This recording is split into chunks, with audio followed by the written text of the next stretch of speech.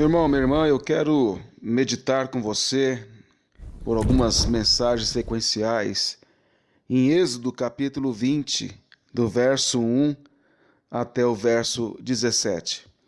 Êxodo capítulo 20, do verso 1 até o verso 17.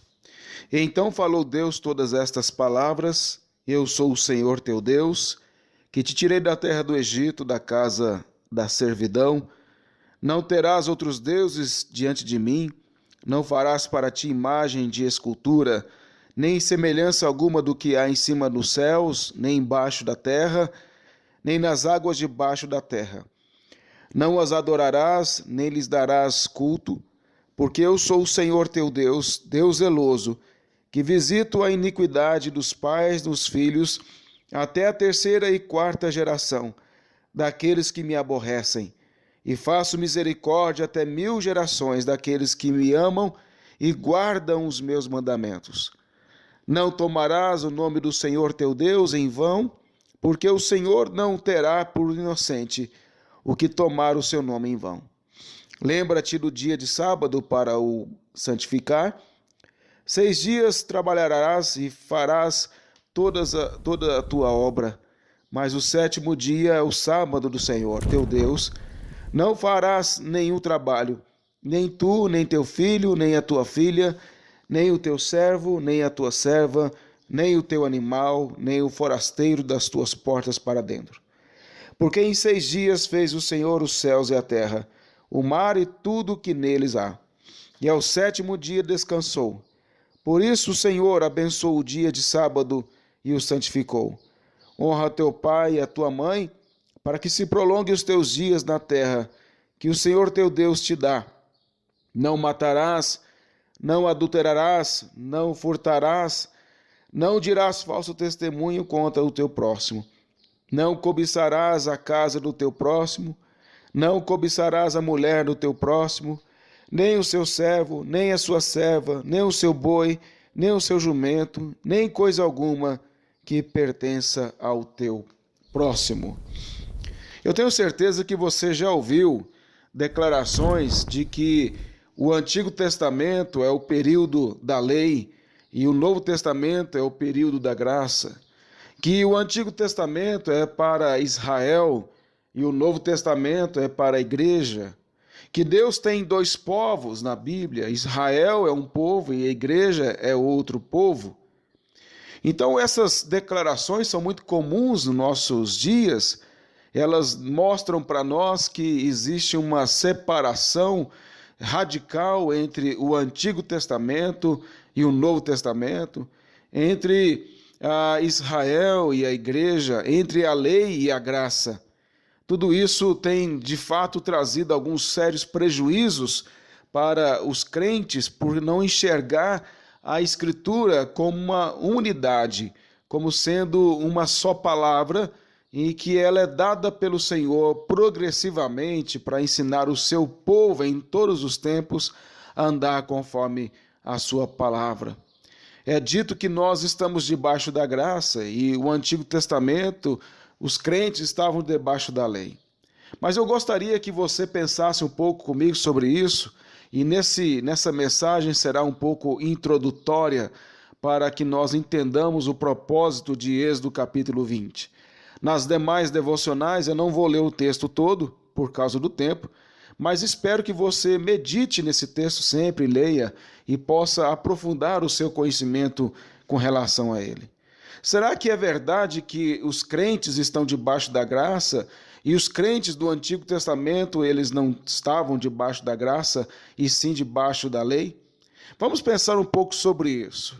Se a lei ela foi dada apenas para Israel, por que o apóstolo Paulo, ao escrever a sua carta à igreja em Éfeso, disse assim: honra teu pai e a tua mãe, que é o primeiro mandamento com promessa, para que te vá bem e sejas de longa vida sobre a terra. Efésios 6, verso 2 e 3, que é exatamente a citação que Paulo está fazendo de Êxodo 20, verso 12. Paulo está citando a lei aqui para a igreja e dizendo à igreja que os filhos deveriam honrar os seus pais porque essa é a primeira promessa, primeiro mandamento com promessa. Quando nós olhamos também lá em Romanos, Paulo escrevendo na carta aos Romanos, no capítulo 13, verso 8 e 9, diz assim: a ninguém fiqueis devendo coisa alguma, exceto o amor com que vos ameis uns aos outros. Pois quem ama o próximo tem cumprido a lei. Por isto, não adulterarás, não matarás, não furtarás, não cobiçarás. E se há qualquer outro mandamento, tudo nesta palavra se resume: amarás o teu próximo como a ti mesmo. Observe que o apóstolo Paulo diz que nós devemos amar o próximo e isso é cumprir a lei. E aí ele cita a lei: não adulterarás, não matarás, não furtarás, não cobiçarás. Ele está citando o Êxodo 20, verso 13 a 17, e dizendo que esses mandamentos da lei se resume em uma só palavra, em uma só expressão: amarás o teu próximo como a ti mesmo. Exatamente o que o Senhor Jesus também declarou quando perguntaram a ele qual era o principal mandamento da lei. Ele disse: amarás o Senhor teu Deus de todo o teu coração, de toda a tua alma, de todo o teu entendimento. Esse é o grande primeiro mandamento. O segundo, semelhante a este, é: amarás o teu próximo como a ti mesmo. Destes dois mandamentos dependem toda a lei e os profetas. Mateus 22, verso 37 a 40. Por que o Senhor Jesus falou que esse é o resumo de toda a lei e os profetas? Aqui, quando ele fala lei e profetas, é a referência a todo o Antigo Testamento. E é porque quando você olha em Êxodo 20, nós temos que dividir os 10 mandamentos em 4 partes, que podem nos ajudar a entender melhor isso. Primeiro, nós temos aqui na primeira parte desse texto o que é chamado de prefácio. Então nós temos aqui um prefácio da lei no verso 2: eu sou o Senhor teu Deus, que te tirei da terra do Egito, da casa da servidão. Depois nós temos mais quatro primeiros mandamentos, que dizem respeito à relação com Deus, que é do verso 3 até o versículo 10. Então ele vai mostrar, verso 11, do verso 3 até o verso 11, que ele vai nos mostrar exatamente essa relação com Deus. E depois os outros 6 mandamentos, ele vai falar sobre a nossa relação com o próximo, do verso 12 até o verso 17. Então você, na verdade, tem 3 divisões aí fundamentais, que é o prefácio. Depois você tem os 4 primeiros mandamentos que dizem respeito à nossa relação com Deus. E depois nós temos os últimos 6 mandamentos que falam da nossa relação com o próximo. Por isso o Senhor Jesus falou que o mandamento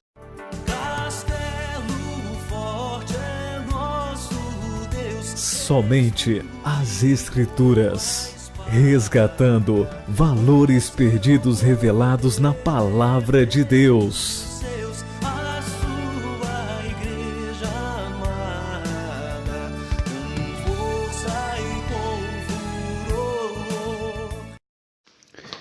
Meu irmão, minha irmã, nós temos meditado em Êxodo capítulo 20, do verso 1 até o verso 17. E eu mostrei a você o prefácio, quando o Senhor diz: eu sou o Senhor teu Deus, que te tirei da terra do Egito, da casa da servidão. Mostrei a você que essas mesmas declarações nós encontramos no Novo Testamento, de uma forma mais ampla, mostrando que essa libertação do povo de Israel do Egito apontava para a nossa libertação do império das trevas. E que todos os crentes do Antigo Testamento foram salvos porque creram em Jesus. Então nós aprendemos algumas lições até aqui, e eu quero fazer algumas aplicações antes de fazer outros áudios sobre as outras partes desse texto. Nós aprendemos que Deus tem um só povo em toda a Escritura, formada de judeus e gentios salvos pela graça em Cristo Jesus. É um só povo, é o povo da aliança, que Deus vem formando desde a queda. Ele vem formando um povo para si. Se você olhar lá em Hebreus capítulo 11, é exatamente isso. Ele começa falando de Abel, E aí depois ele vai discorrendo, falar de Enoque, Noé, e assim, ou seja, antecede a nação de Israel. Deus vem formando um povo para si. Nós aprendemos que com a queda o homem sempre foi salvo pela graça em Cristo Jesus. Nunca o homem foi salvo através das suas obras, porque as suas obras são como trapos de imundícia perante o Senhor, e todo homem depois da queda está debaixo das maldições da lei. Nós aprendemos que a lei moral sempre foi uma revelação da santidade de Deus para o homem, e que este, sem Cristo, sempre esteve debaixo das maldições da lei por ser um transgressor por natureza. Aprendemos que a lei moral continua vigorando para o crente. Estamos debaixo da sua orientação e exigência, mas não debaixo das suas maldições, porque Cristo levou sobre si todas as nossas maldições que eram para nós, Isaías 53, e por meio dele, nós temos paz com Deus, conforme Romanos 5:1, e somos justificados e, portanto, então somos reconciliados com Deus através do Senhor Jesus.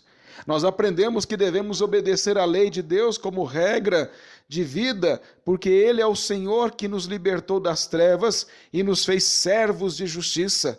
Nós somos criados em Cristo Jesus para as boas obras, Efésios 2, verso 10.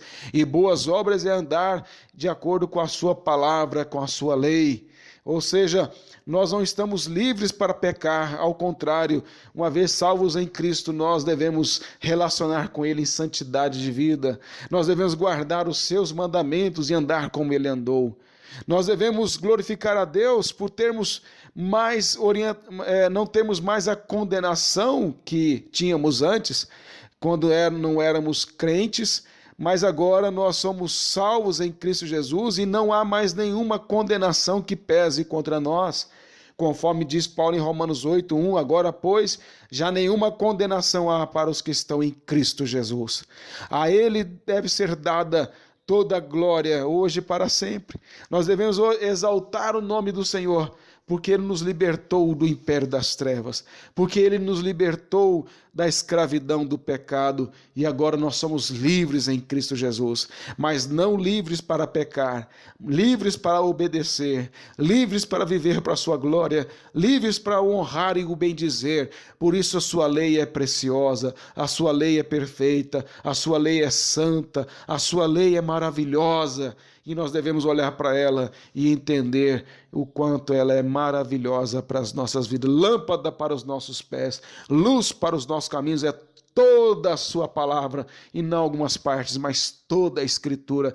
Toda a Escritura é inspirada por Deus e útil para o ensino, para a repreensão, para a correção e para a educação e justiça, conforme Paulo diz em 2 Timóteo, capítulo 3, verso 16 e 17. Que Deus assim nos abençoe e que nós continuemos amando a palavra de Deus como um todo. Ela é a palavra do Senhor, a espada do Espírito, ela que guia as nossas mentes a Jesus. Que Deus assim nos abençoe. Amém.